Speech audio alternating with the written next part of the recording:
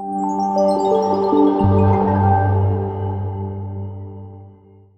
like to welcome you to the session. This is Open Industry Standard Management with SNIA Swordfish. The original presenter for this, Rochelle Alvers, was unable to make it, so I had to actually step in at the last minute and go ahead and do the slides. So remember, if you like this session, my name is Chris Lionetti. If you didn't like this session, Rochelle Alvers. And with that, let's go ahead and start. This is the abstract directly cut from the agenda. You're all here now, so I assume that you've read this and you understand what we're going to be learning today. We're going to be learning a lot about the Swordfish API fundamentals. And again, you could read this on your own. No need to belabor the point on that one. Let's go ahead and jump into what is Redfish and Swordfish. DMTF Redfish covers a lot of different things. It covers servers, it covers data center, covers basic fabric management. It's the protocol that's highly successful in the market. All the servers in the industry are using it, and it's a REST API method to manage everyone's server. It uses JSON. There's YAML schemas out there. It's a very well-defined standard. What Swordfish is a small extension to the Redfish protocol that adds the ability to do more custom things that need to happen for enterprise storage. For instance, all servers have chassis, they have drives, they have power supplies. Why would Swordfish need to reinvent any of that? We're going to use what's in Redfish already. Redfish did a fine job of defining all that, so we're going to hijack and use the exact same terminology, the exact same methods, the exact same YAML to do the exact same things. The difference is, Swordfish, we're going to add some concepts to deal with shared storage over fiber channel, shared storage in a bunch of different ways, and we're going to enhance it to be able to handle much larger things like storage pools that might have hundreds of volumes or namespaces carved out. So Swordfish is an extension to Redfish that covers a lot more use cases other than single storage or software-defined networking, or software-defined storage. The goal here is that Swordfish will cover object storage, file storage, as well as block storage. And again, this is something that's proven with Redfish in the sense that Redfish can already manage all the servers out there. Now we're adding Swordfish capability to manage more complex environments. And in fact, things like classes of service, lines of service, data protection lines of service, those things are more easily covered in Swordfish, the extension to Redfish, than they are in the basic Redfish itself. NVMe, as an example, and NVMe OF have a natural fit in the Swordfish world. So we're doing a lot of work to make sure that NVMe OF is covered in Swordfish properly. So we've got, and again, there's a very tight-knit group between DMTF and SNIA. In other words, even though the DMTF owns the drive part, if we find something that's wrong or missing or needs to be updated, we'll actually throw that over the wall. And we've got people that are actually working in both groups. So there's a lot of commingling between those two groups to make sure these protocols stay in lockstep. So here's the basic Redfish hierarchy for Swordfish Advanced Storage. So you can see we've got the service root, we've got the collection resources, and in this case I've got storage as a collection resource. And you'll notice that under storage, we've got a singleton. For instance, we could have 3 different arrays out there, or we have a single array. That single array may have a number of volumes, it may have a number of pools, it may have a number of controllers. So you can see that there's a lot of different things you could put under this. You could almost think of this like a file system. You keep going deeper and deeper and deeper into the model. But again, if you notice that storage also has links down to chassis, because a storage array controller or a storage system is going to be using chassis. But the chassis information is actually referenced under storage, your singleton under storage, but it doesn't actually need to live there. It actually lives under chassis. So again, if you want to look at all your chassis, you can go to the service root, go to chassis, and start walking down the tree and find all your chassis. Each of those chassis will probably reference the storage system they're connected to or the server they're connected to. So you can see this model has a lot of dotted lines that actually let you cross from different domains. And again, storage is the one we care most about because we're in the enterprise Swordfish storage business, but there's also a major collection resource called servers or systems. So systems might handle a HP ProLiant, a Dell PowerEdge, a various servers in the market might be under servers, but storage is where we like to think that Swordfish belongs. So Swordfish configurations, here's an example of what a simple external array looks like. Now I say simple because there's a lot of options. Don't get bogged down in all the options. This is what a standard array might look like. You've got a subsystem, you've got a service root, you've got a chassis, you've got storage. That storage has snapshots, it has volumes, it has drives, but you can see where everything lives underneath. And you can kind of get the ownership of all these things. Now again, the mockups that we've created for simple storage array don't necessarily have all the things on the left-hand side there. The telemetry service, the update service, the event services, but a real implementation likely would. And in fact, if you want to see how to implement event services, that's already in the default Redfish definitions.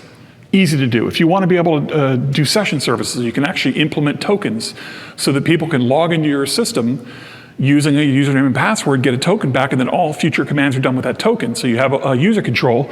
That would be done in session services. But a lot of these mockups don't have that stuff implemented directly, because the mockup is really trying to show you what's different about Swordfish, not necessarily all the things that are the same. Because 90% of the stuff in Swordfish is the same as Redfish.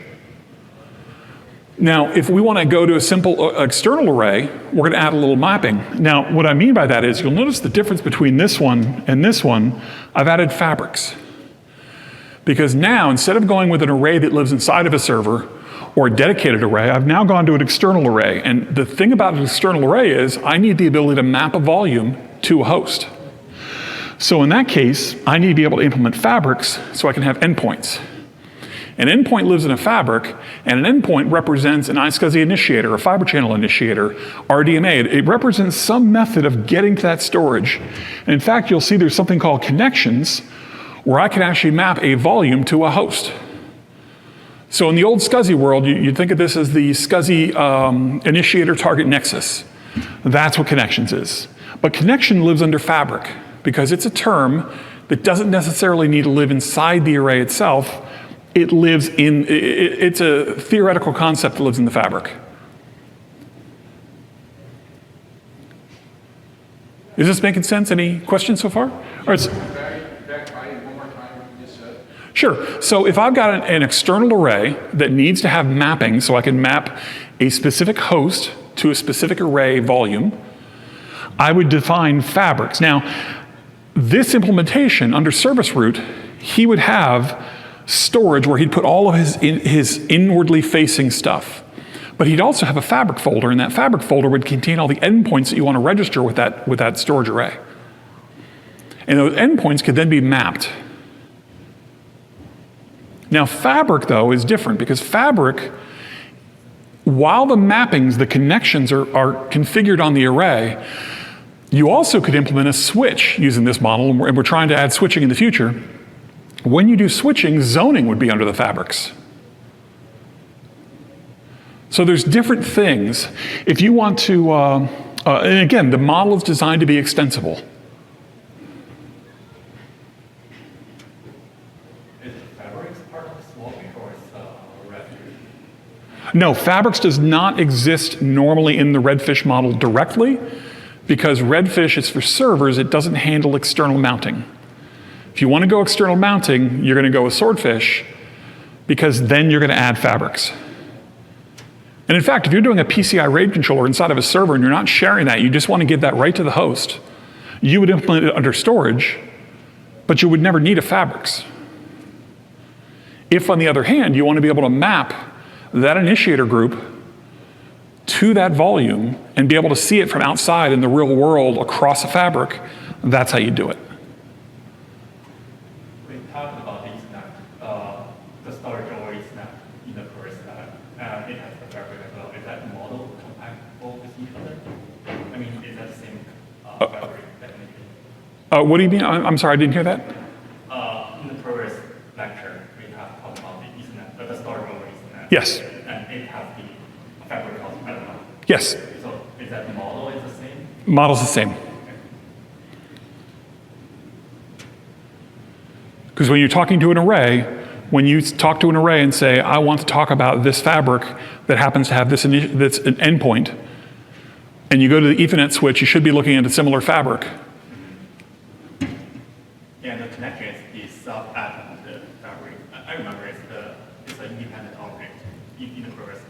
Right. And a connection on a fabric, if I'm talking to an Ethernet switch, might be the zoning to connect an array to a host. But if I'm talking to the array, the connection may be to connect a host to a volume using LUN masking, as an example. And namespaces is something that throws me for a loop. This is completely different because in NVMe, in NVMe OF, you've got a concept called namespaces, which aren't exactly like volumes. They're a different thing entirely. Because each NVMe is its own controller and can be shaved up in different ways. And it presents its own namespace. And each one of those drives, each one of those NVMe devices is actually going to be its own storage controller. And every time you add a new host to it and create a new namespace, you're creating a new controller. Because controllers in NVMe world are ephemeral. So they can appear, disappear, you can have hundreds of them. So storage controllers for NVMe is used a little differently, although it's the same concept. You could have storage controllers on a simple array. You could have storage controllers in NVMe as well.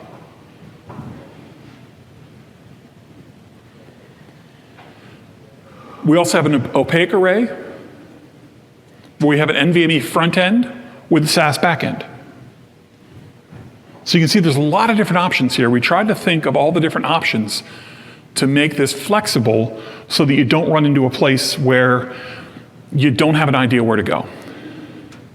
So in here, we may have a shelf that's Ethernet attached, has an Ethernet to SAS bridge of some sort that then goes out and talks to SAS devices. And those SAS devices may be NVMe devices, they may be NVMe drives, they may be regular drives, who knows? It could be an EBOF. Yes? So how do you keep those correlated? We were talking about that before you got here.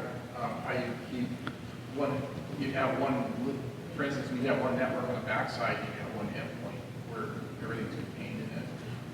So how you work that? Right, you could do mapping in such a way that only a certain host sees a certain Ethernet port, or you could, there's a lot of different ways to map it. Because each controller that pops up could decide what you see and what you don't see based on your initiator, based on who's asking. Because a storage controller, sorry? That's what you mean by opaque? Yes. Yep. The storage controller can let you through or it can block you. And I can take a drive and shave it up 3 different ways and hand 3 different storage controllers to 3 different servers. Each of them will see its storage controller, but the other storage controllers won't respond to it.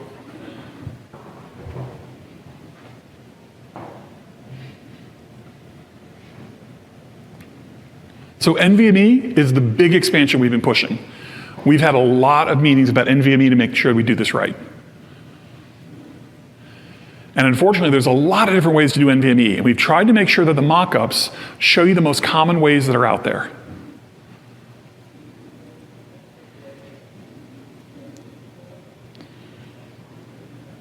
So the mock-ups can give you an idea of what's possible, but you can go away from the mock-ups and go directly to the YAML or the JSON to figure out exactly how you want to implement your devices. There's a lot of different ways to skin this cat. Solve this problem. I shouldn't use terms like that because they sometimes don't translate properly. There's a lot of different ways to solve the problem of NVMe. Because we have EBOFs, we have controller-based, we have a lot of different ways to do this. And we wanted to show you that there's multiple different ways to solve that same problem. But none of it breaks the model. The models continue to operate.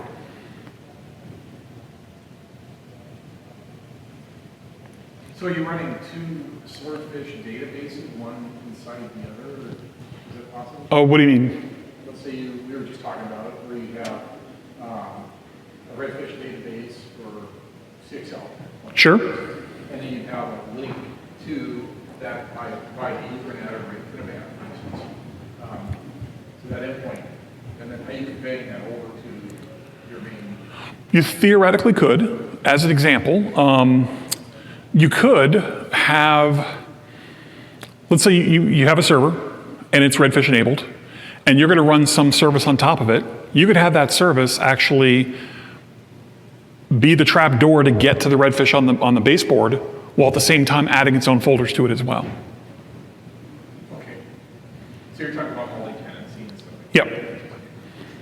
Yep. And the other thing is you can actually reference things in the Redfish model because you can say that storage systems, and there's an OData ID where you can reference where it points to. It doesn't have to point to the same system you're on. We do this for replication. So if I have an array, and one of the features I can do is I can say replicate this volume to another array. And the OData ID for the target of that replication is a completely different system on the other side of the world. So you can reference out of the machine you're in as well.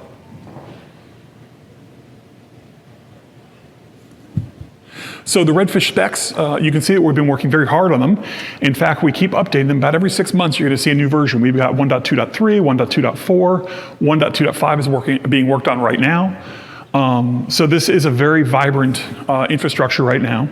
And we've got a lot of people working on these calls. So there's a lot of different vendors that are represented on these calls to try and make sure that we can cover things properly.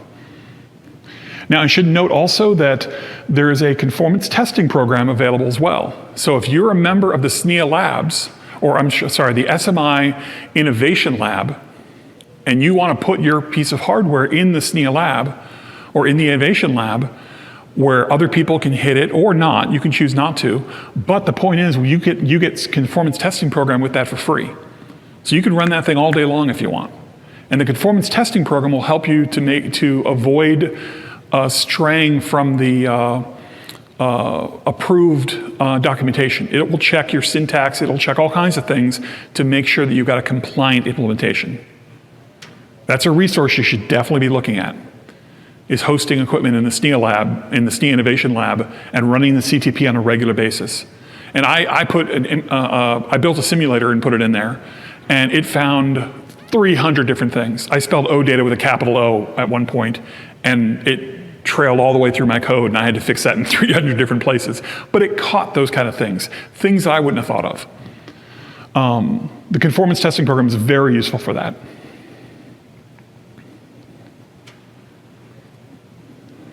Now, these mockups are all available via swordfishmockups.com, and you'll see there's a whole bunch of different mockups in there that you can actually open up, and you can walk down the trees and see how everything's laid out and everything's operating. Or you could open up the Redfish schema guide or the Swordfish schema guide. Both are available as well. And you could walk through how those are laid out as well. I recommend looking at the schema guides instead of the JSON files. If you're comfortable looking at JSON, that's great. But there's a lot of options in the JSON files that you probably won't implement. And the schema guide really puts it into an English language kind of thing. Makes it a lot easier to consume. And again, NVMe functionality. We've got mapped NVMe objects that exist into the Redfish and Swordfish models. We've got subsystems, we've got a controller, and when you build a controller, you have the discovery controller, the admin controller, the IO controller. So these things are ephemeral, but they pop up and they need to be able to be created automatically. You have namespaces, endurance groups, NVM sets, so you can actually set a 3-pack of drives together so that they actually roll together with their endurance groups, and NVMe domains. So there's a lot of things we've added in to try and make this a more reasonable implementation. And again, here's the Redfish and Swordfish and what gets added for NVMe. All the different options. Now again, you guys are gonna get a copy of these decks, are you not? You should be able to download these videos as well. I can go into the detail in here, but there's a lot of material. And I definitely suggest zooming in and playing around with these models.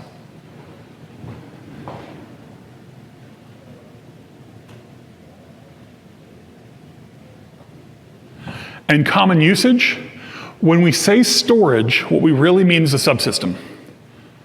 Whether that's a classic array, it's an NVMe EBOF shelf, an NVMe array, whatever it is, storage means subsystem.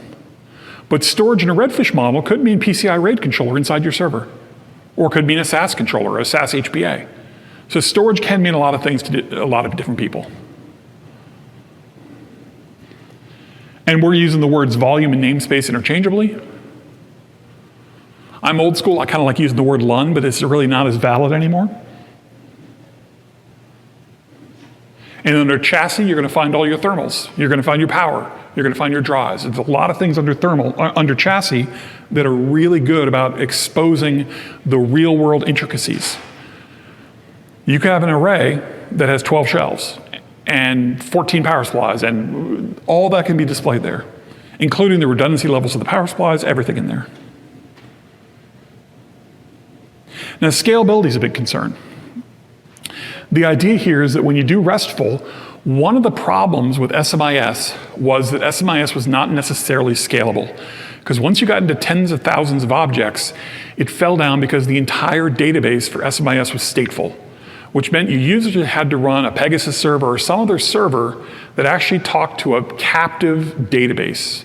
So it was very common for people to implement SMIS as an off-array proxy agent, because you'd need a VM that has usually 2 or 4 processors with usually 8 gigs of RAM just to be able to house the SMIS proxy agent. But Swordfish and Redfish are designed to be run on very little hardware, and very little state is actually saved. So the idea is that the whole RESTful concept here is that we don't store as much state. Most of these commands are designed to be implemented directly to the hardware, not where you have a database storing this information. If somebody asks for the status of a drive, you don't pull it from your database, you talk to the thing that you look at the drive now and give it back to them. So in a case of where you want to store that information, though, is that going to start to be an issue? What would you be storing? Connections, who's connected to what? Oh, configuration data. Yeah, generally that's stored on the array already because the array's got a database that has that information. But the Redfish Swordfish implementation isn't necessarily the owner of that data, it just queries the data. It's a pass-through thing. Your array is already storing that data. If your array were to go down, Redfish and Swordfish would give you nothing if it was running off array. SMIS, on the other hand, was designed where if the array went down, you still could query that SMIS agent all day long and get all kinds of data about the array because it stored the entire state of that array in the SMIS agent. This, on the other hand, is tell me now what's going on. And to back that up, Redfish is commonly deployed on very low-end processors for baseboard management control processors, which are like ILO, DRAC, BMC. Those kind of things are not heavy-duty machines. And they're able to serve up Swordfish and Redfish, well, they're able to serve up Swordfish without a problem. And Redfish is not much bigger because most of it's the same.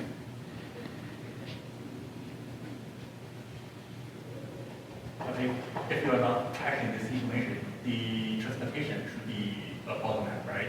Because all the MI transferred through the S2C, but you don't track it on the DMC, the transportation over the S2C will be very slow for large storage. Depending on what you're asking for. If you're asking for how many drives do I have, you could be doing that on your BMC using SCSI enclosure services. You could be using I2C. You could be doing a lot of different things. Sorry? The telemetries, the information. Yeah, but you're also doing REST calls, which are a lot more lightweight than SymXML.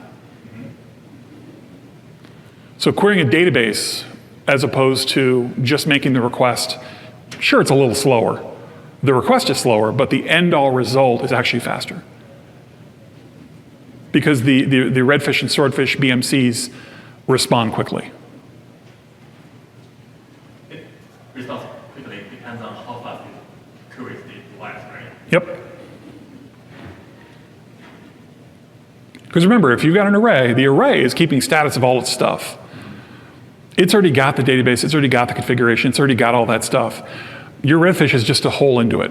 It's just a management interface to it. Yeah, because as far as the implementation, I got the question whether we should kind of store or local pooling all the log tickets on the BMC or not, or it's transparent to the. Depends on your BMC. You could, you don't have to. There's no reason to. And the other question is, how often are you running these management commands as opposed to running workload? It depends on the client, right? Yeah. I mean, are you going to be doing 10,000 changes to a machine in every hour? Or is this kind of, yeah, exactly. The idea is that this is for configuration, monitoring, that kind of thing. It's not necessarily, you're not running workload through this. You're only running management load. Yeah. This is your, quote, out-of-band management.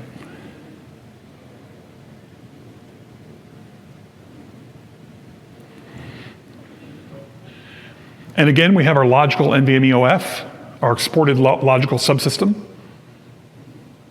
So you asked about this a little while ago, about how to export a external logical subsystem out of a, where you've got a master system and then multiple subs.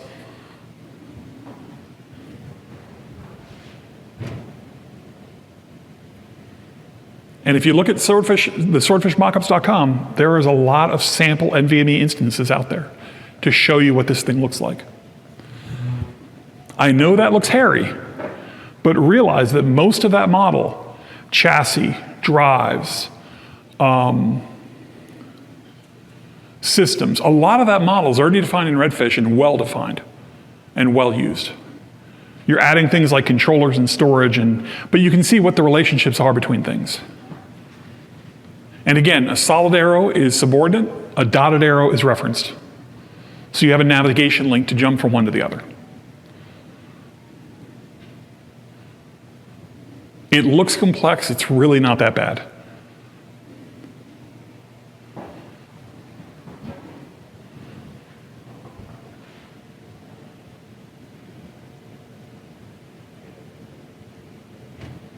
And for external connectivity,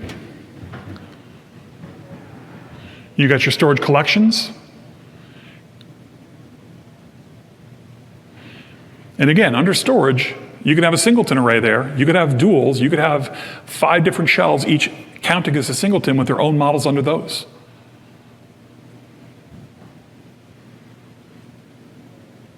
But at the same time, they could share fabrics. So you only have to identify an initiator or an endpoint once.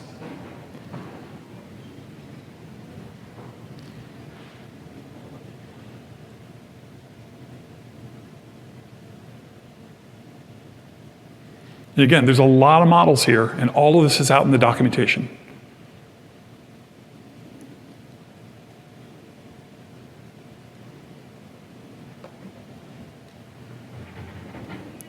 Now you notice also that we have a partnership with Open Fabric Alliance, so there's places where that ties into them as well.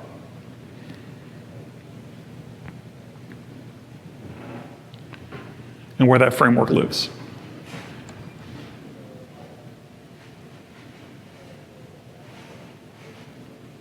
And these models show exactly how to do fabric connectivity for an EBOF. Ethernet, a bunch of flash, right?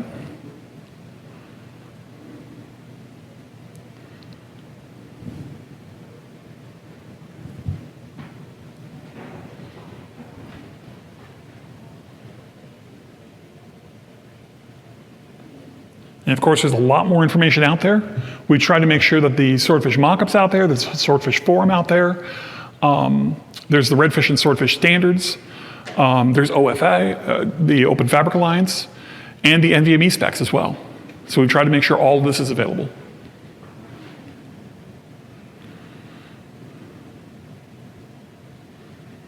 And that's the deck. I've actually got no more to add to this. Any questions? What's the process if I want to get new properties or specs from NVMe into the Swordfish? I'm sorry, repeat that? What is the kind of the process if I want to add new NVMe spec into the current Swordfish?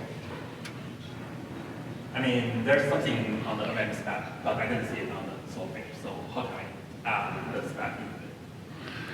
I'm probably going to have to refer that over to Rochelle at some point. And I'll try and get her in on some of these questions as well.